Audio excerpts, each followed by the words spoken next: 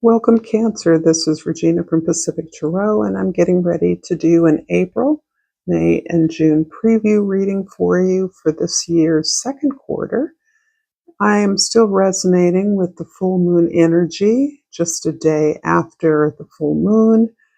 And in our local area, we had a fairly sizable earthquake, which is helping to shake the foundations of this chaotic social order many of us are experiencing.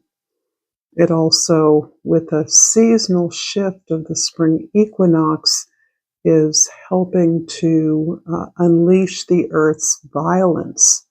And that violence, that anger of the rising goddess energy, the dark mother energy that is insisting on affirmation, assertion of its independent energy and power. So I'm starting with the purpose card. I know what I'm here to do.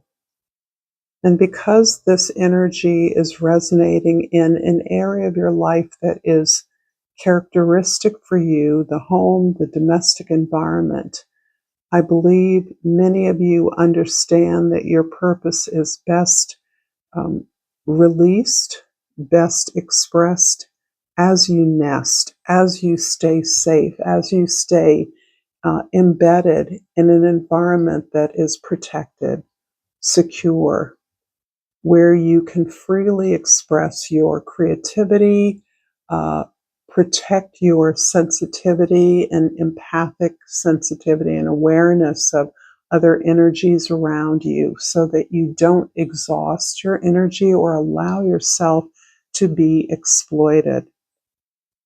For the month of April, we start with the archetype card, the Vision, and I will read from the guidebook for you some of the themes of April. And the key words are the dream, the imagined, the revealed. Each of us is born with a unique vision, a destiny toward which we are aimed. We forget this vision the moment we are born, or so it is said. Thus, we're sent on a lifelong journey of rediscovery. It slips away, yet it guides. When we are connected to the vision, we carry an inspired, enchanted aliveness that others recognize. We trust the world and its synchronicities. We walk through new doors into wondrous opportunities. We all want to be near those with vision. They emit energy more potent than any elixir. When we lose connection to the vision, life becomes dull and exhausting, lacking meaning. Bring back the mystery, bring back the dreams. Look at your loved one when you are young. Look at art you loved when you were young. Listen to old records and poems. These are ways to activate the vision for you. And this is clarified by the Empress. Wow. This is kind of reaffirming the sense I have with the Empress sharing the rulership of the sign Libra, full moon in Libra, that this sense of power, not just giving power, not just supporting others, not just showing up to care for and attend to the needs of others, but the ability to receive the appreciation, love, and recognition that you earn. Your power is such that you are situated in a place to receive, whatever that means for you. And in the month of April, you have some unique ability to open yourself up to what is emerging in your life. This can be the consequences of seeds you planted without knowing what those results would be. But you are open, you are deserving, you are worthy. And so I do believe there is some reward, recognition, honor, generosity from others you will experience, and in part in response to your own generosity, your own nurturance. I'm going to clarify. April's energy, the Empress with 2 cards, and one is the 3 of Pentacles, and another is the Strength card. Yeah, feels like a lifelong condition of being situated on your throne. Your throne, really, I'm seeing as your domestic environment, whatever that is to you.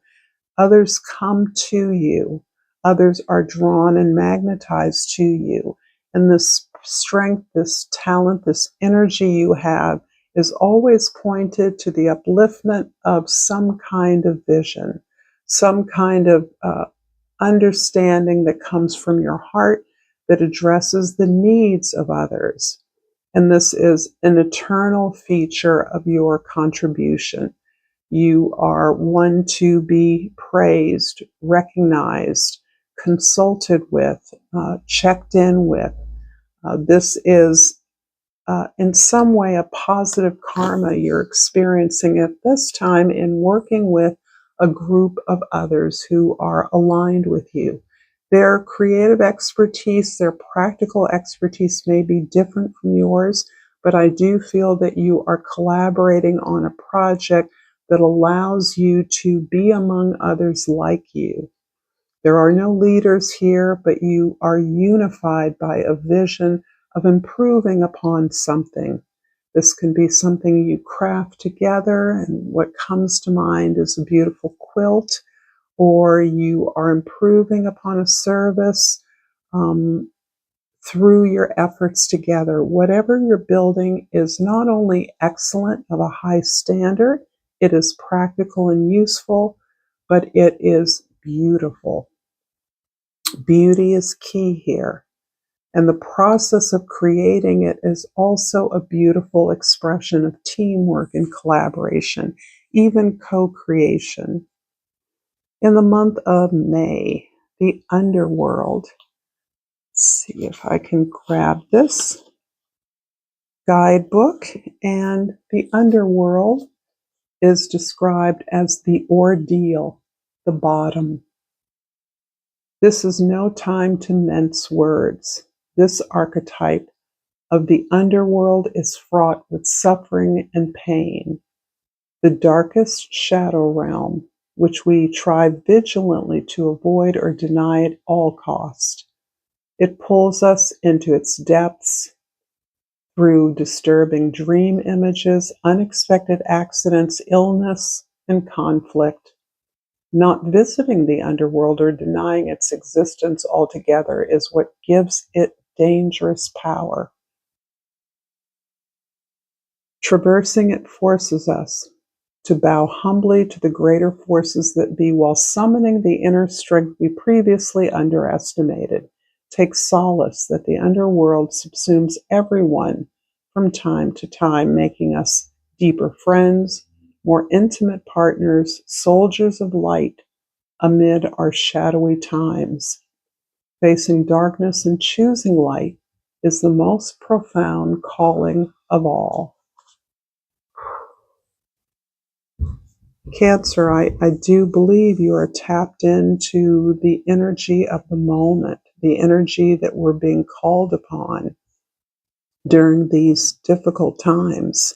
This is clarified for you in May by the Queen of Wands. Interesting, we have so much receptive energy here. The Empress is the mother of all of the queens in the lower arcana. But the seated position, although this Empress is not seated by no means, but the symbol of the seated position is about receptivity, being open to receive. The Queen of Wands being almost erotically magnetic. Your desire nature is so strong. What you desire, bringing light, bringing love into a situation is so deeply desired by you, so clearly understood. Your embodiment of that energy that others bring you resources, bring you the connections, bring you the opportunities that will help to activate the vision you hold. Your determination motivates others to respond. I'm going to clarify the Queen of Wands in May with a couple of cards. And Queen of Wands. And we have the Five of Wands and the Lovers. Definitely decisions to be made. The image I get is a lot of people clamoring for your attention. A lot of people making offers to you, bringing you those resources, and you're now in the position of picking and choosing those that will be most useful, most advantageous to you, those that will benefit you in collaboration with others. You're not making this decision. You're not making this choice on your own behalf. You're clear that you and your allies or partners are working towards a greater vision.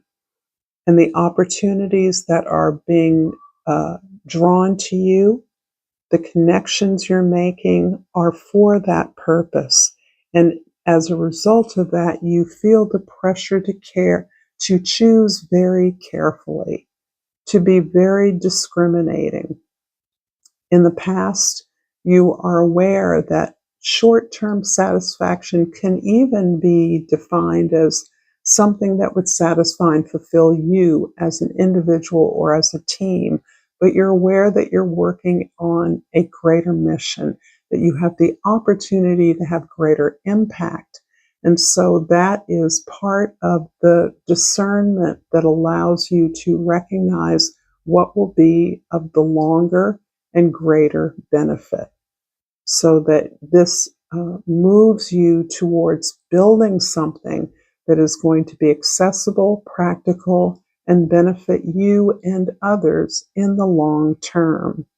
What this choice is, what this opportunity is unclear to me, but there are a lot of people who want to be the one to help you out here, that want to be involved in this or want to be the one who delivers, bridges the opportunity that is making whatever that vision is, whatever that effort is, uh, uh, available to you. And there even is a fair degree of competition here or resistance from some members of your team, some members in the community, thinking that they are interpreting your desire in a way that may be somewhat misaligned or petty. So the jockeying, the conflict over access to you is almost demonstration of their inability to understand the mission or the assignment. And in June, we have the One. And the One is described here. This is Kim Cran's Archetypes and Guidebook. One love. Our ability to experience this archetype firsthand is limited. It comes in brief and potent moments that we are left to savor for a lifetime. The One is both the energy that unites all living beings and our capacity to sense this intimate union. This archetype eludes us most of our lives, appearing as a concept in a distant galaxy. Yet when we are in the midst of its power, a solemn reverence falls across all the land. We glimpse ourselves in the vastness of all consciousness. The precious knowing that life is a gift, and we are both the giver and the receiver of this fortune. And this is clarified here by the Hermit card. This is reinforcing the basic sense that your home is your castle. Your domestic environment, however that is defined or constructed for you, is your sacred space.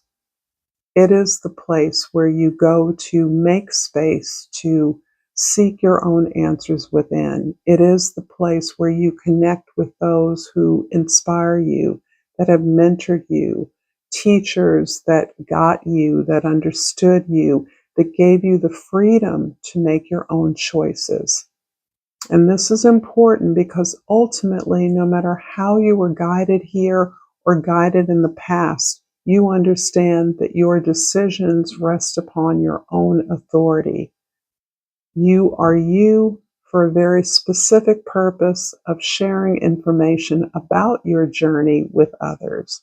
Whatever you learn, you understand it is only as good as your ability to disseminate that information, that knowledge, to show others what you've learned.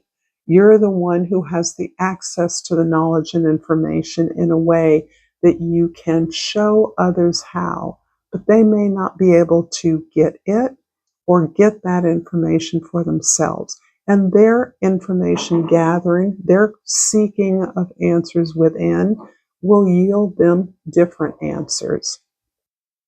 So this is about you as a sage, as a leader, as a teacher, as a guru even. And that may be a difficult mantle to embrace, because I'm imagining with your sense of unique authority, personal authority, you're aware that no one can show anyone else the way to themselves. Just as you've had to learn that from an accumulation of knowledge, teaching, the search for information, you understand that that is what you're modeling more than the answers. You only have the ability to point others to their answers.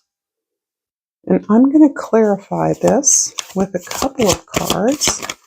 And the Five of Cups, two, and the Sun card. Okay. A lot of heartbreaks in your past, a lot of disappointments, a lot of offers of love given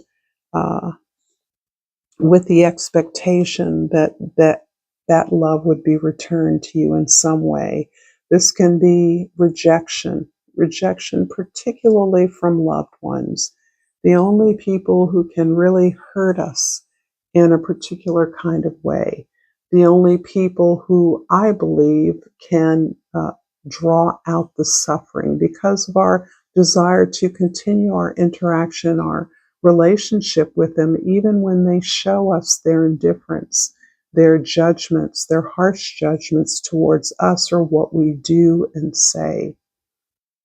You're definitely releasing that. This feels like a surrender. This feels like a real letting go and an acceptance, a greater acceptance of your different pathway, your unique approach in life compared to perhaps members of a family of origin, a team, experiences of your youth, your willingness to build a relationship with yourself has undoubtedly netted you some lifelong friendships, even a lifelong partner.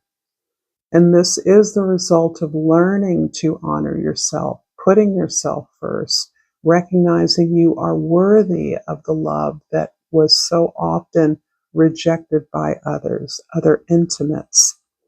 The Sun speaks for itself. Here, you are able to share your joy, your inner child, and by that, it is about the celebration of the abundance of life. You who have experienced a lot of deprivation, a lot of invisibility, have learned to accept your responsibility in the choices that you've made, understanding that you made choices that led to disappointment and heartache in the past, and that it took you a while to recognize the pattern in that and to reject that, to replace that desire, desperation for love with a self-respect, self-honoring. And this really opens up your heart. This really sings to that beautiful innocence that you hold within. This is not about an experience of bitterness, but this is your illumination that you bring to the world. the reminder that we are fortunate and privileged to live in a world of abundance and to be able to enjoy that. I'm going to finish this reading with a flower oracle and hope this has been insightful to you. Two flipped out, but I saw the bottom one. So anemone, and the key word is optimism. Look up and look brightly. I would say indeed, particularly in the month of May, you may be prompting yourself to look on the bright side, to support those who may be going through some kind of loss or grieving with you. Your natural empathy helps you to recognize you have all the strength needed to get through something, but others may not be as strong as you. In fact, you have often been the strong one despite appearances to the contrary. Thank you so much, Cancer, for this beautiful reading. Until next time, namaste.